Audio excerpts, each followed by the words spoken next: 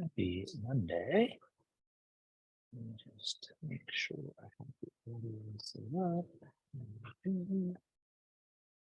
Let's start in a nice comfy seat.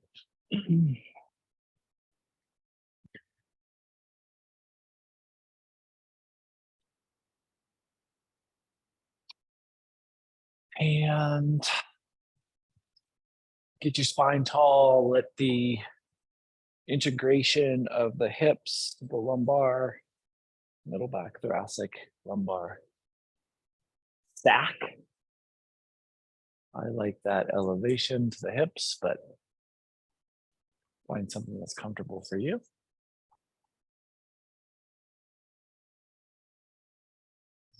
Just give ourselves about 30 seconds to settle in here.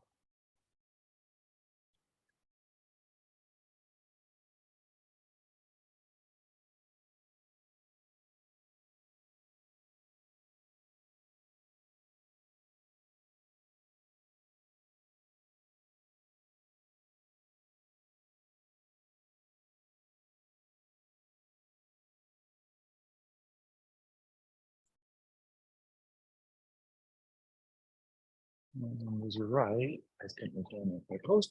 We'll walk ourselves out to a seated version of fold.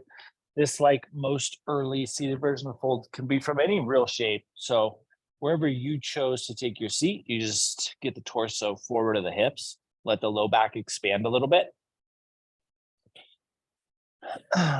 Try to relax the shoulders down away from the ears so you maintain that softness across the shoulder girdle. And then let's walk ourselves over to the right just a touch here. So we get a little lateral length. Obviously, we don't want to overextend here, but just something to warm up the side of the body or wake up the side of the body. And then we'll do the same thing over to the left side. Maintaining the rootedness of the seat so that we can lengthen away from that.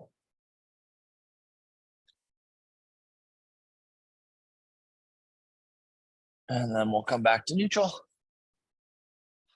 Bring ourselves up in a seat, and we're going to head right onto our backs. So a little bit different start. And I really want you to feel the side body here as we come onto our back, and then drift your awareness to the lumbar. So lumbar focus here can start at the bottom or the top. So at the base of the rib cage or the top of the sacrum. But just start to feel how the lower back is receiving the breath, the inhale and the exhale portion of the breath. With the inhale, there's the subtlest little arch. And with the exhale, there is the subtlest neutralization. So inhale is extension, exhale is flexion, but we'll only go to the neutral point of the back of the spine.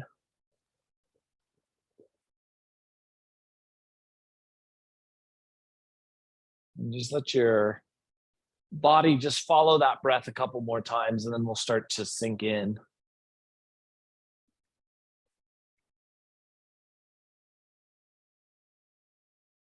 So the next time that you exhale out, squeeze into the core as you exhale and really feel the back, the lumbar neutralized so that the back of the low back is pressed against the mat. And then hold that through the inhale. So keep enough core engagement that as you inhale, the back stays neutral.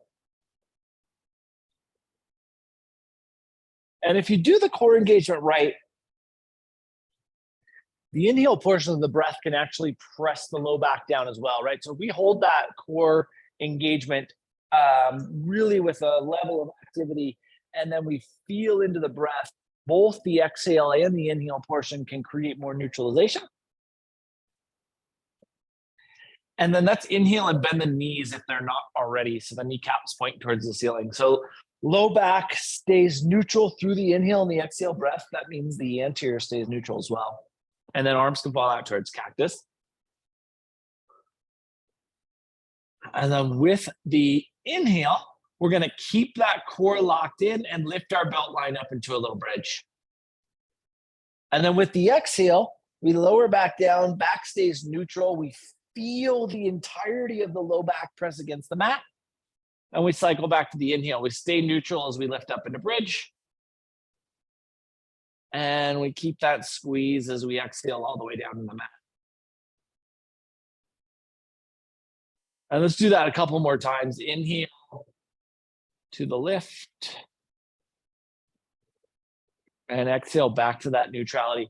Really pay attention to the entirety of the spine, including the sacrum, coming to that resting point against the mat so that you are fully neutralized.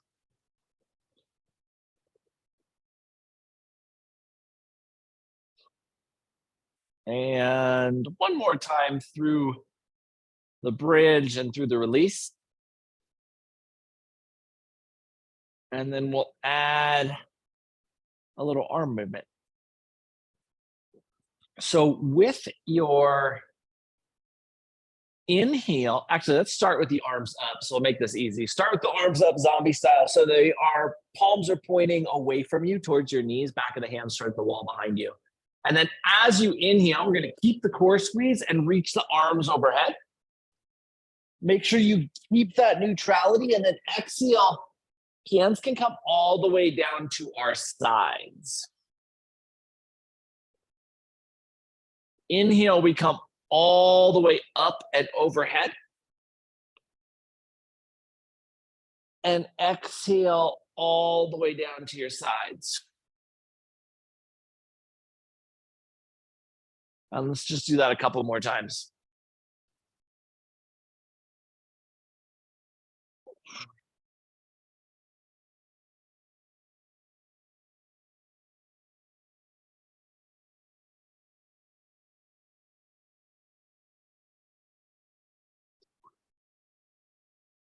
Really trying to elongate the breath enough so that the entirety of the movement is mirrored with breath. And last time, we'll go into the bridge, the extension of the arms overhead, and then the exhale back to neutral. Now we're going to move some limbs in opposite directions. So as you inhale, actually, let's do an exhale. So as you exhale, we'll extend the left leg down the mat. And then as you inhale, we'll bring that leg back to mirror the right. And then as you exhale, the right leg down the mat. And then inhale, back to mirror. And one more time, exhale, left leg. And inhale to mirror. And then exhale, right leg. And inhale to mirror. And now we'll add the upper arms or the upper body. So as you exhale, the left leg's gonna extend down the mat and the right arm's gonna reach overhead, palm up. And then inhale back to neutral. And then exhale, right leg, left arm. And inhale to neutral. Exhale, left leg, right arm. Inhale to neutral. And exhale, left arm, right leg. And inhale to neutral. Now, let's add a little bit more abdominal requirement.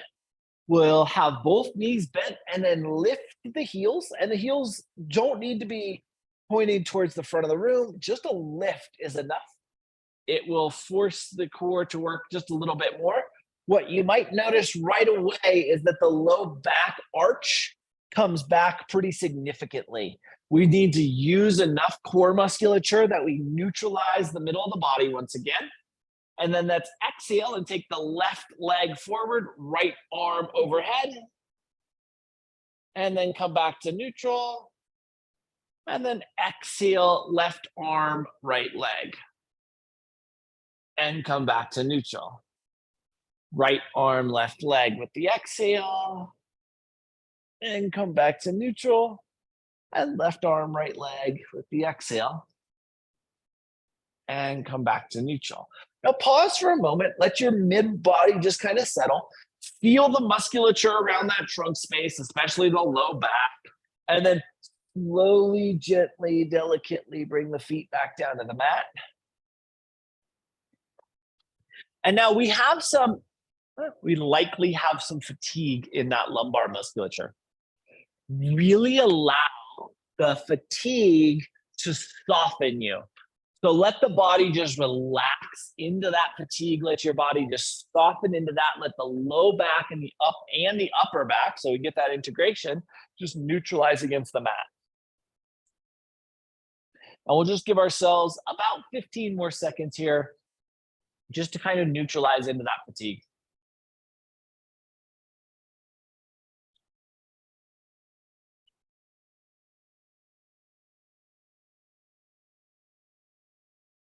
And then when you're ready, re-engage the core. We're going to go through this sequence one more time. Lift the heels, keep that mid body active. Let the hands come down by your sides. And let's start on the opposite side this time. So exhale, right leg extends, left arm reaches overhead. And inhale back to neutral. And then exhale, left leg, right arm. And inhale back to neutral. Make sure you're keeping that low back neutral, core squeezed. Exhale, right leg, left arm. Back to neutral. And exhale, left leg, right arm. And back to neutral. Left arm, right leg with that exhale. Back to neutral. And left leg, right arm. Back to neutral. Last time. Exhale, right leg, left arm. Back to neutral. Exhale, left leg, right arm. Back to neutral. Hold here just to feel the mid body. Then slowly the heels come back down. Once again, we get that low back release. Let the arms open up towards cactus this time. And then really just adjust the sacrum until you feel that neutrality from the hips to the shoulders. Sometimes, well, it'll depend a little bit on how the sacral bowl is sitting, but sometimes we get that traditional kind of upper sacrum lift. And if that's happening, just see if you can really soften out that upper back so you get the upper and lower back to neutralize. Just a touch. A little bit of that upper abdominal band activation can help make that neutral as well. And we'll just hold this for about 10 more seconds.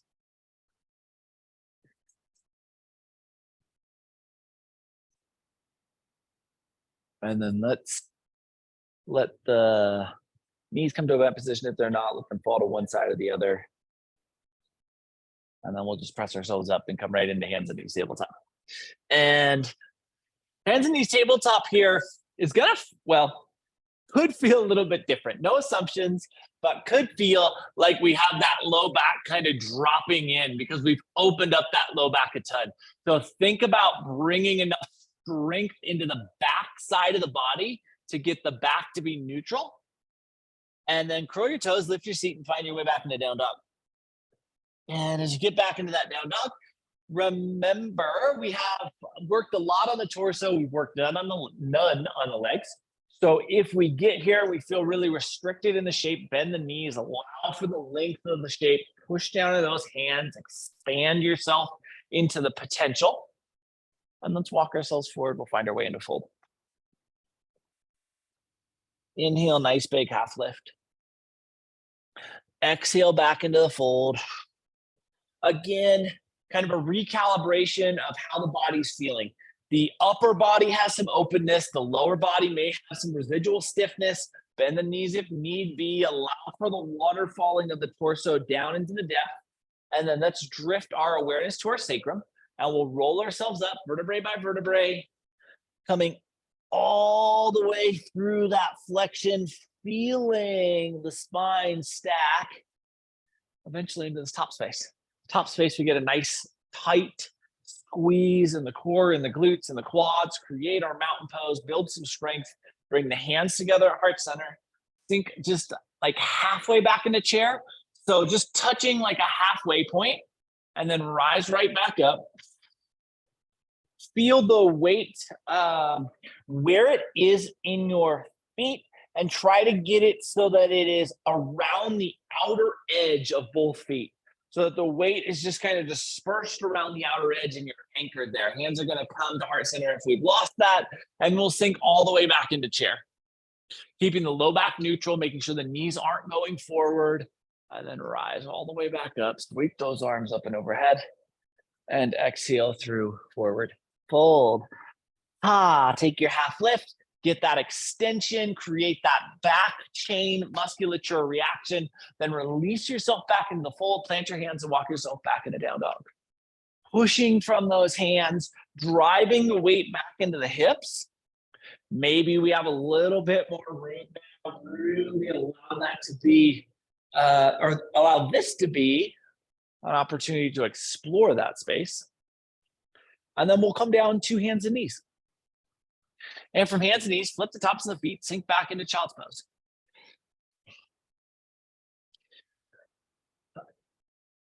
Another kind of potential here, due to the amount of work we've done already with the back, is that the belly is kind of dropping forward into this shape in a way that doesn't always happen or doesn't typically happen. So if that's happening, give yourself that little bit of core squeeze and find a little bit more neutrality in the back. Just don't allow the sternum to collapse forward and put all that arch pressure on the low back. And we'll give ourselves about 30 seconds here. There's this hugely popular ashram in the yogic world, and there's these huge, massive, long, hundreds, thousands long person wait lists. Sometimes it takes years, multiple years for someone from the wait list to get into the ashram. Last about 10 seconds here.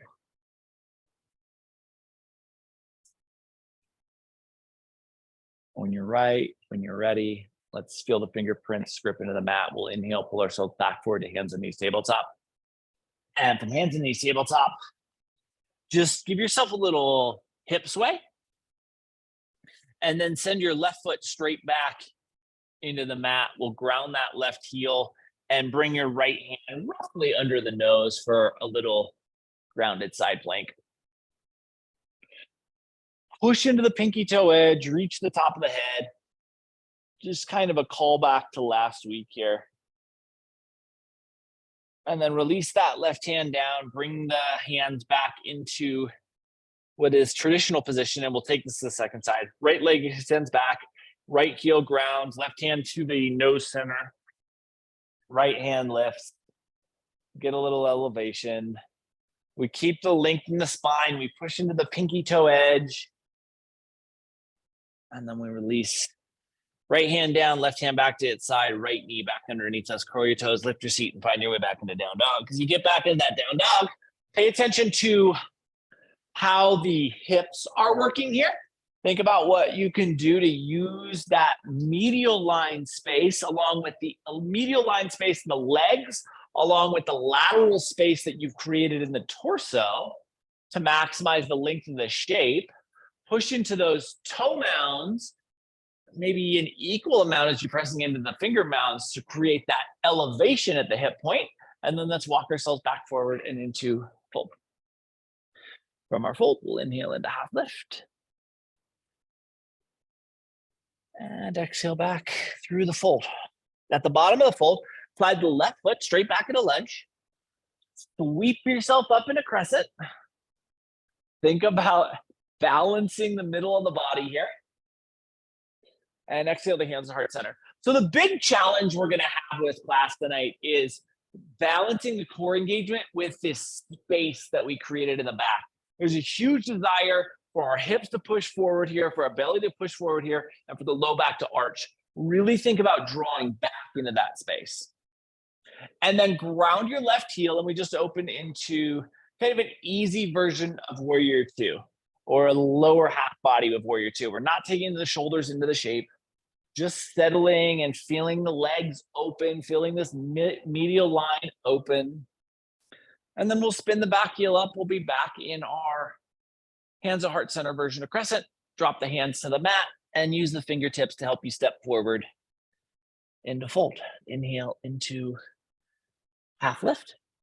Exhale, back into fold. And the right foot slides straight back. Right toe mound presses into the mat. Sweep yourself up. Traditional version of crescent. Think about anterior, posterior neutrality, then drop the hands to heart center. Create the stability of the shape. Ground the right heel. Open yourself up into this easier version of warrior two, right? If we extend out, then we do take the posterior chain and we pull on it. Here, we're just thinking about what we can do on this anterior and medial line. And then the right heel will spin up, hands drop, and we step forward back to fold. Inhale to half lift. Exhale through the fold, let the head go. And then roll yourself up once again, vertebrae by vertebrae, from the sacrum, through the lumbar, through the thoracic, through the cervical spine, all the way to the strength of mountain pose. Create that anterior, posterior neutrality. Feel the glutes, feel the quads, feel the core squeeze. Bring your hands together at heart center. Splay the fingers out. I did a terrible job of showing that. Splay the fingers out wide. So you like create as much space between the fingers as possible. And know how that makes the arms work. And with the arms, kind of as a point of awareness, drift your seat back towards chair. It's actually a much more restrictive shape just by expanding the fingers. To really feel into that and then drive the tailbone back into the depths. And then drop the hands, release the hamstrings, and exhale. Oh, way into that fold space. Feel that mid hamstring expand out. Plant your hands, walk yourself back into plank. And as we get into plank, feel the glutes, core, and quad squeeze as we lower ourselves down to our belly. Keep the forehead planted and flex the quads so the kneecaps lift. Forehead stays anchored to the mat. Hands stay roughly where they are. Spread those fingers out wide once again. And then paying attention to the low back. So low back is the key. We don't want to arch the low back, which means we need to squeeze the belly significantly. We're going to take the tops of the feet maybe a quarter of an inch off the mat. Forehead's planted. The glutes are squeezed. Well, the glutes are likely squeezed. The quads are squeezed. The glute squeeze really helps with the leg lift. But glute squeeze has to be counterbalanced with belly squeeze. Otherwise, the glutes will overpower and we'll go into that belly extension. And last 5 seconds here. Good strong holds. And relax. Slide your hands underneath your forehead for a little crocodile pose. And we just breathe here. So we're pretty deep into class here. We're a little past the third of the way, but allow yourself to check in here. So I held it back intentionally. We got a little longer than I wanted to, but I really want you to feel how the middle of the body is feeling. And specifically on that posterior chain, so posterior torso, are there any points of your body that are feeling like they are agitated? They're feeling like they're a little bit warm in a like fiery way. Is there anything speaking to you? And if there is, can you right here just use exhale breath to try to get anything that's agitated to relax a little bit? And it's much easier to relax when we're on our, much easier to relax our posterior chain when we're on our back. So intentionally really thinking about being on the belly, on a prone position here, and thinking about relaxing the back. And we'll give ourselves about 30 seconds to let that settle in. So this one particular member or future member of this ashram has been on the wait list for about 2.5 years. And he has just finally been accepted into the community, received his letter, like elation burst through the entire being. And he gets on a plane and he flies to The city the ashram is in, and he's just ready to go. When you're ready, we're going to slide our hands underneath our shoulders, spread those fingers out nice and wide. Once again, let's inhale, pull ourselves forward to hands and knees, tabletop. All right, from hands and knees, tabletop, let's slide our left leg straight back and behind us. We'll bring the right hand back underneath the nose. This time we're not going to ground the heel though. So kind of similar to last week, but this time take your right toe mound and push that down. So I'll take my left leg up. So you really want that right toe mound to be anchoring you here. And then take the left hand to the hip. And then keeping both heels pointed towards the ceiling, we're going to roll the hip and left shoulder up. Left hip and left shoulder up. And really think about the heels pointing towards the ceiling. I'm looking up at the screen here, but think about looking straight out towards the left side of your room so you get the neck nice and long. And then extend your left arm straight out towards the front of your room. And looking for a little medial line expansion. Left hand comes down, left knee comes back into its place. Wiggle the hips a little bit. You can likely feel that medial line on the right side. And let's take this to the second side. So right leg extends back, left hand comes underneath that nose position. The feet stay, so take the left toes and curl them underneath. Feet stay pointed up, right hand to right hip, and then take that spin. And maybe the gaze even looks up towards the ceiling. We want the heels to be pointing towards the ceiling. The balance here roughly coming from the placement of the left hand. Not a lot of balance effort, but we're looking to have that grounded sensation and then roll that top hip. So in this case, the right hip as far as you can until you feel the medial line on the left side start to open. And then we'll come back, hands plant, curl your toes, lift your seat, find your way back to down dog. Take that upper back space here, really drive from the hands and lift to the hips once again. Then send your left leg straight back and behind you, three-legged dog, extend out, push into the fingertips, reach through the toe mound and step your left foot forward and into lunge. Ground your right heel and let your right hand take you to warrior two. Okay, big, expansive warrior two space. Take the hands to the shoulders and think about pushing the elbows in opposite directions while you squeeze the shoulder blades back. Really feeling that upper thoracic spine musculature. And then keep the hands and the shoulders active. Spin your right heel up or into crescent alignment. Remember the front and back of the belly, staying neutral. And really feeling that shoulder blade space, then extend the arms up towards the traditional version of crescent. Put the hands down to the mat. Step the left foot back into down dog. Right away, notice the space in your upper back and drive and lift into that space. Obviously, we still have a second side, but really utilize that upper back space to elongate this shape. Then send your right foot straight back and behind you. Drive the toe mound, push into the finger mounds, maximize that distance.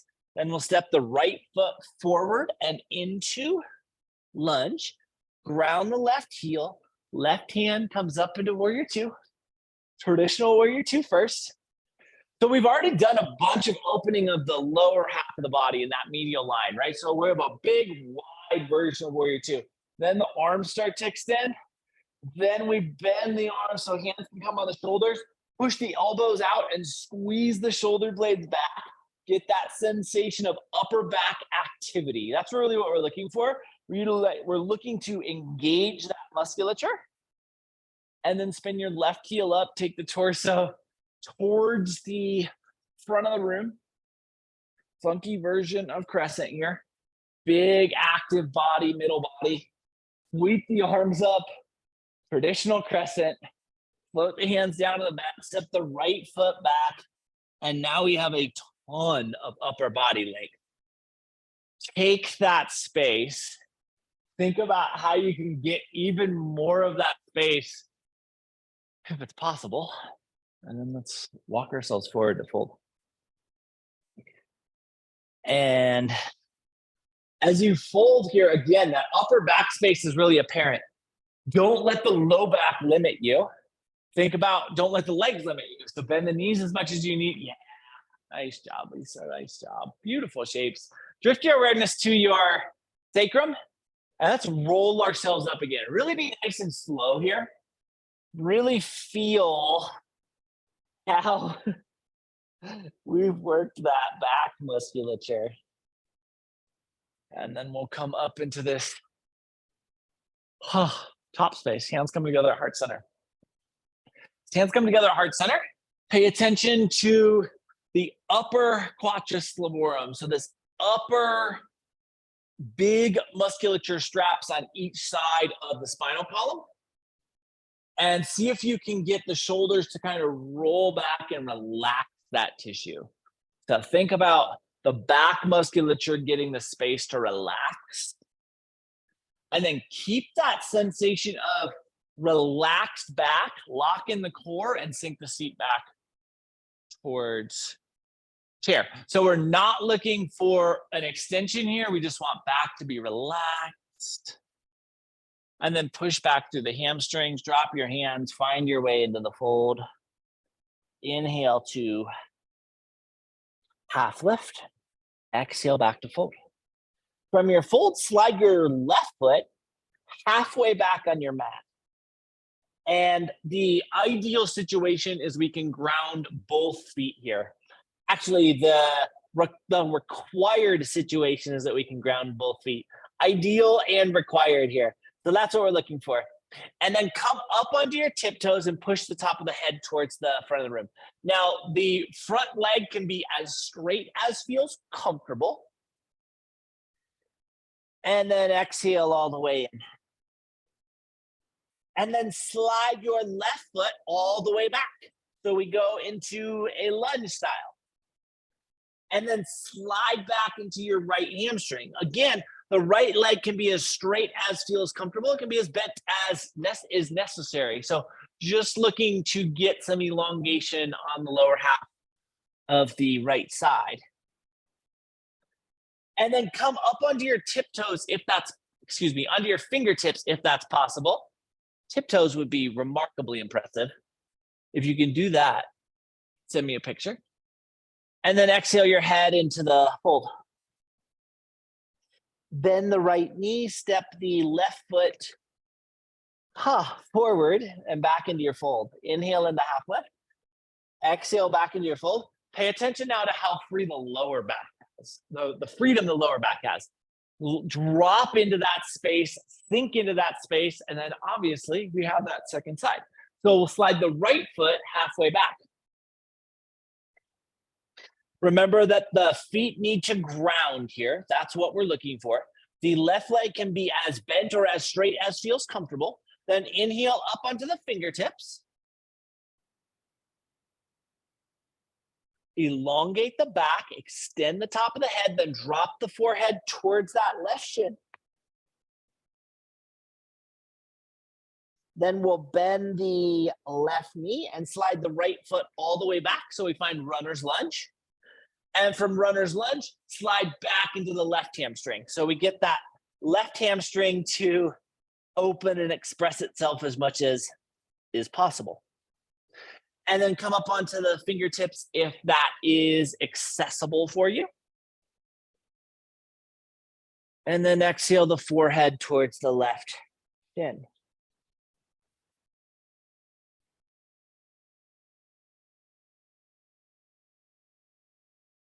Bend the left knee and step the right foot forward. Inhale to half lift.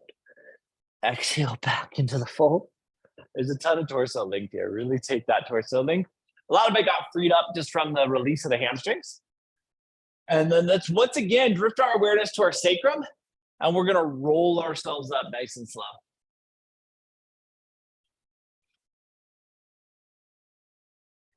And we'll come into this top space. Bring our hands together, heart center. Think about the bare minimum amount of musculature engagement here. So we want to lock in the shape. So we have nice neutrality, belly, posterior, anterior. And at the same time, you want to do it with the least amount of musculature engagement possible. And then with that idea of the least amount of musculature engagement possible, we're going to sink the seat back towards chair. One, probably for the last time. And then push back through the hamstrings, take yourself into the fold. Inhale to half lift. Exhale back into fold, plant your hand, walk yourself into, let's go to down dog. I think a down dog transition is kind of necessary here. We want to now re-engage the posterior chain. So think about creating strength in the shape of down dog. And then once you feel like you've found that strength, we're going to shift ourselves forward to plank. We need to maintain that strength through plank. We have a lot of torso mobility here, and that's not advantageous for plank. So we're kind of maximizing the musculature engagement here as we lower ourselves down to our belly. Yeah, nice work. And then fingers splay out nice and wide. They stay directly under the shoulders, quads flex, kneecaps lift. Tops of the feet press down into the mat. And we're going to reverse what we did the first time we were on our belly. So the forehead's going to lift. It's a ½ inch, maybe an inch maximum. At the same time, we are counteracting or counterbalancing the desire for the belly to collapse here because there's so much torso mobility. So think about keeping the back nice and neutral. Don't worry about the height of the lift, the elevation of the lift. Really think about how we can get the sensation of lift without compromising the integrity of the length of the spine. And we're going to hold this for 5 more seconds. Relax. Stack the hands, come down to crocodile pose and breathe. Nice work. So this new member of this ashram community is invited in and is met with all of the normal greetings that you would expect being welcomed into a community. And a big portion of that is the introduction. The introduction to how the community works and the kind of guide of how to live and exist within this new world. So he comes in and he's put through these courses. All of the new members are taken through this tour of the facilities, and they're taken through a tour of where everyone works and what everyone does in each role and each position. Last about 15 seconds here.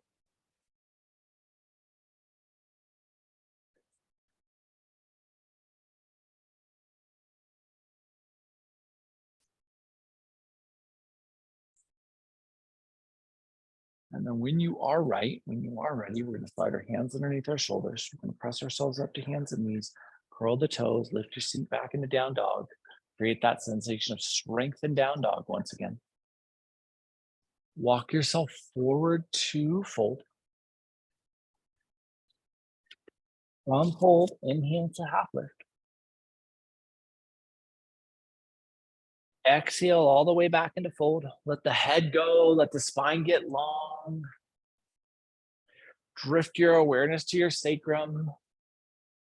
Roll yourself up nice and slow. This will certainly be the last time we come to stand here. It's a mountain here. Bring the hands together, heart center. And let's slide our left foot straight back and into lunge. Set the anterior posterior neutrality, squeeze into the core. Take the fingers and interlace them, then point the index fingers towards the ceiling. And then push the arms straight out at shoulder height. And now we are going to follow the arms. So the arms are going to start to reach towards the front of the room. And the torso is going to extend out until the head and the biceps are level. And then sweep up. And now we're in kind of a funky version of crescent. Sink all the way into the depth of the crescent. So we get those hips down nice and low, and then drop your hands to heart center, and we'll step back forward to mountain. Find that anterior, posterior neutrality. Side two, right foot slides straight back. We find that stability. Interlace the fingers. Index fingers point towards the ceiling. Extend the arms straight out. And then follow the arms as we reach and extend. Head comes down, ears by the biceps.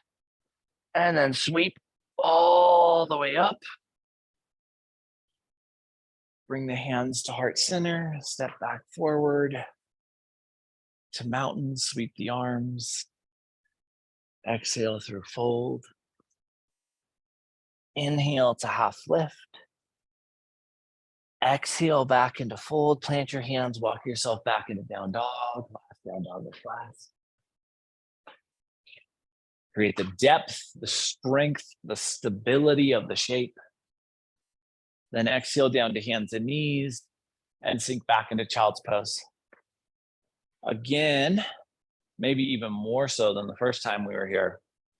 The torso has a lot of pliability here. Make sure we're not compromising the middle of the back by collapsing the torso into the shape. Maintain that integrity of the torso and help maintain that integrity of the spine in this last little prone position we'll be in. And so this tour starts out in the kitchen. And all of the roles of the kitchen are shown, right? There's a dishwasher, there's line cooks, there's expediters, there's bussers, and everybody has their function, everybody has their role, as long as they're all done with equal amounts of care and concern, the operation runs impeccably. And after the tour is done, somebody puts up their hand and says, what's the best role to have in the kitchen? And the response is something along the lines of, all the roles here have an equal amount of value, an equal amount of importance. And if each role isn't completed to its fullest capacity, the entire system breaks down. So every role is equally amazing. When you're ready, let's let the fingertips slide out in front of us. If they're not there, we'll inhale, pull ourselves to hands and knees tabletop, and then extend the legs straight out in front of us for a little seated forward fold. Torso follows the legs forward. The hands can be wherever's comfortable. So the hands can be wrapped underneath you. They could be on the toes. They could be on the ankles. They could be on the quads. But something that feels comfortable, supportive, and expansive. And this is our one seated forward fold here. We're going to give ourselves 20 more seconds.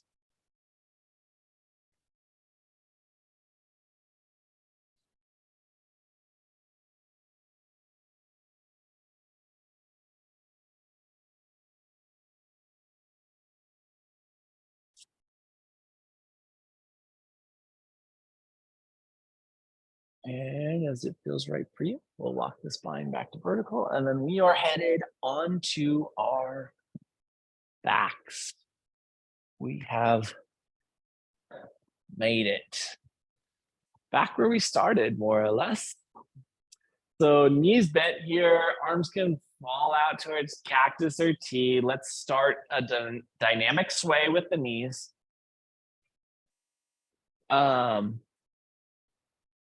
Potential here that the lateral work that we've done along with all of the torso elongation. So, we started with that lateral forward fold, right? The seated forward fold where we went to the edges. That was a big opener. And then we just kept prying the torso further and further open. So as you're rotating the knees here, you may be feeling this in the back, in the middle of the body, and the torso way more than you normally do. Just think about finding ways to explore the space, to ease the space, to soothe the space, but at the same time, push that capacity for rotation as well. And let's give ourselves about 30 more seconds of dynamic movement here. So they move on from the kitchen area, from the dining hall, and they move into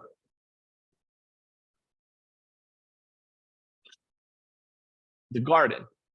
And they're shown around all the roles in the garden, and people are piling things into compost piles, and they're taking degraded compost piles and putting it back on plants. And some people are planting plants, and some people are harvesting seeds, and some people are harvesting fruits and vegetables. And everybody seems to really be doing roles. They all look relatively messy, but they're outside, they're in the sun, the weather's beautiful. They get the tour of everything.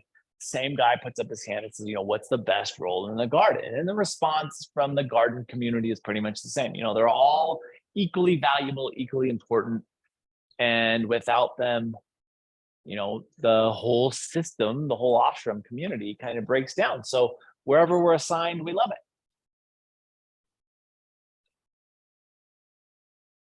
And next time the knees come to neutral, let's let them pause there.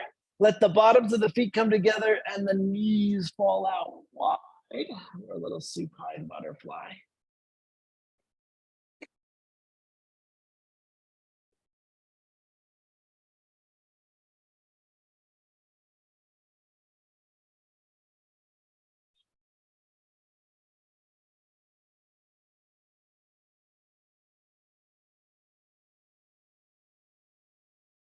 Just feeling into the low back, feeling into the hips, feeling into that medial line, inner edge of the thighs. And then inhale the knees back to neutral. And exhale both knees over towards the left for a little static twist. Adjust here. You have that blanket prop, or you may have that blanket prop. You can put in between the knees. You can put that underneath the lateral edge of the left thigh. But make sure you feel super supported here. We really want the entirety of the body to be able to do this.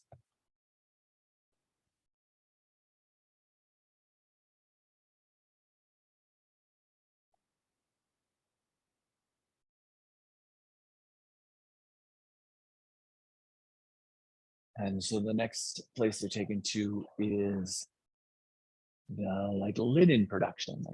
They make their own sheets, they make their own pillowcases, they make their own clothing, all from this linen. And some people are bringing in raw materials, and some people are taking those raw materials and they're sewing them into fabric, and some people are taking the fabric and they're cutting them and sewing them into finished products. And all the roles look kind of relatively messy and relatively skillful. And again, same guy at the end of the thing says, what's the best role here?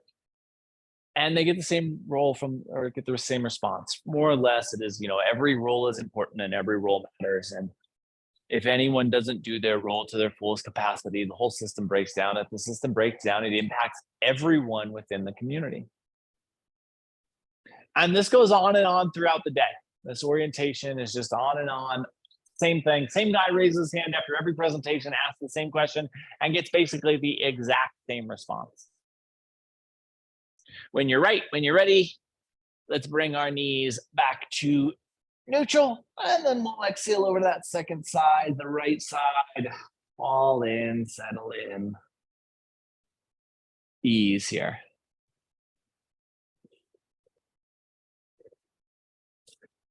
And so the very last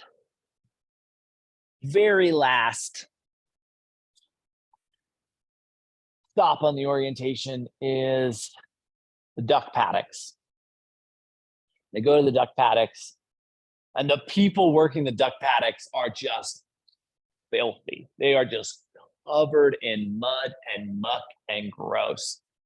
And they get the explanation.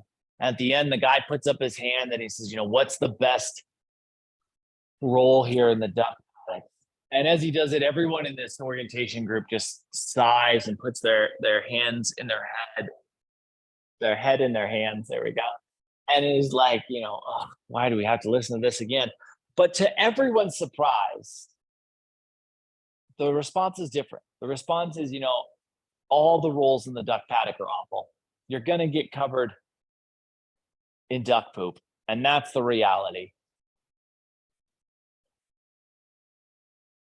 And everyone just goes quiet. And then the same guy puts up his hand and he says, well, how do we find out where we're working? And they say, oh, well, on your second day, you'll go down to the breakfast hall and you'll be told then.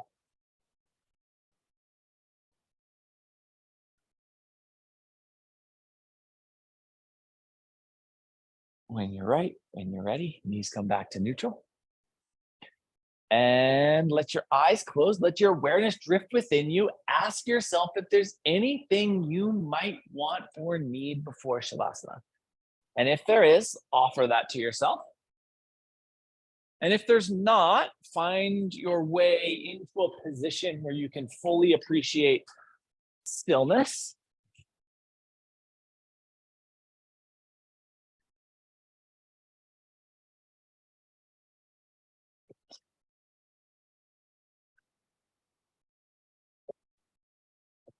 Be fully settled in here.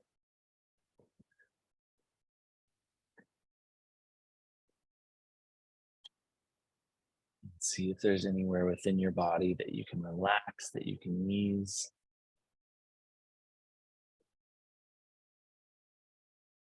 And then when your body is right, just drift completely into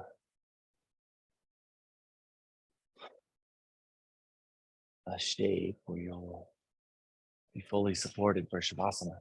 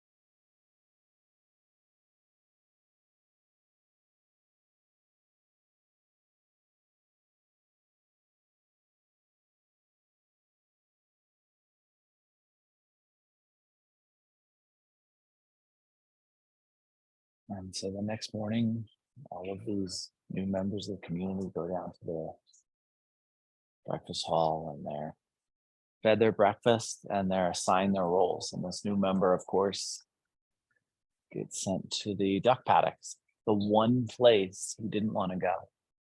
And he gets there and he's handed a shovel. And his role is to just scoop duck manure into buckets, take those buckets and pour them into wheelbarrows, and then the wheelbarrows disappear out into the community. He has no idea where they're going. And he works for the first half of the day, and he looks down at himself and he is absolutely covered in duck manure. And he looks around and everybody else is too, and everybody looks miserable. And he decides, you know what? This isn't why I came to the ashram. I'm leaving this place. And so he decides he's going to go tell the head of the ashram that he's leaving. He didn't want to come here to clean ducks, to clean duck corrals, paddocks. So he starts walking towards the sign, and there's a sign that kind of points to where everything is. And it says, you know, over this direction is the head of the ashram's home. Now he starts walking, and as he's walking, he kind of walks past where he thinks of as the normal area of the ashram, and he keeps going, and the path just keeps going.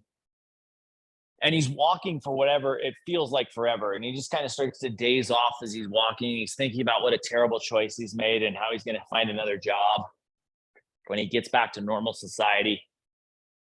And then he's kind of snapped out of this. He starts looking around, and for just forever, for as far as the eye can see in every direction, all of a sudden, he's surrounded by this tulip field.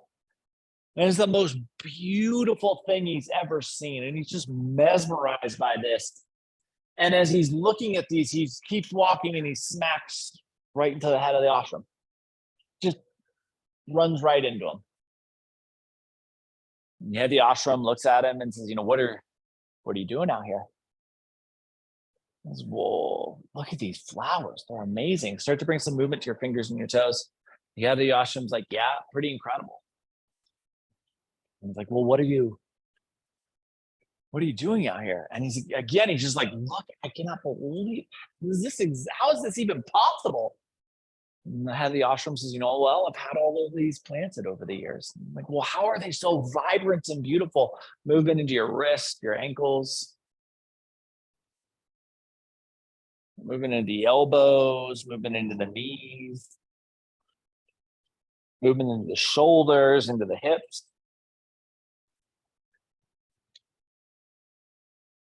Neck and head, jaw.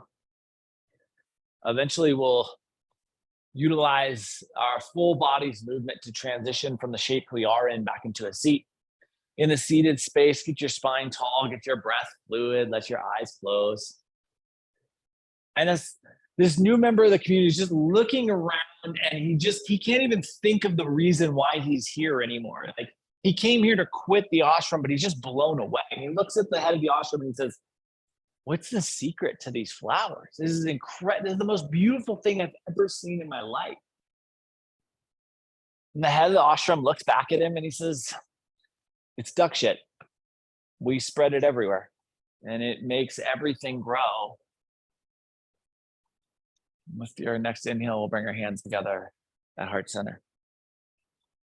Over the course of the next 7 days, as you inevitably run into that societal life fill, can you observe that situation and see if there's a way to create true beauty? And from that, see how your experience changes. Thank you so much for being a part of tonight's practice and for being you. Namaste.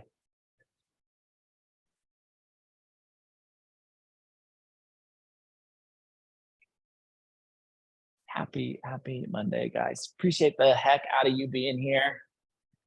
Take care of that torso this week, because boy, oh boy, did we go after that. A reminder, no class next Sunday, but we will do Monday. So we're going to take Sunday off for the holiday, but we'll be back doing this movement on Monday. I'm going to try to bounce those around when those things happen. I love the heck out of you. Have a beautiful week, and I will see you very soon. Mwah!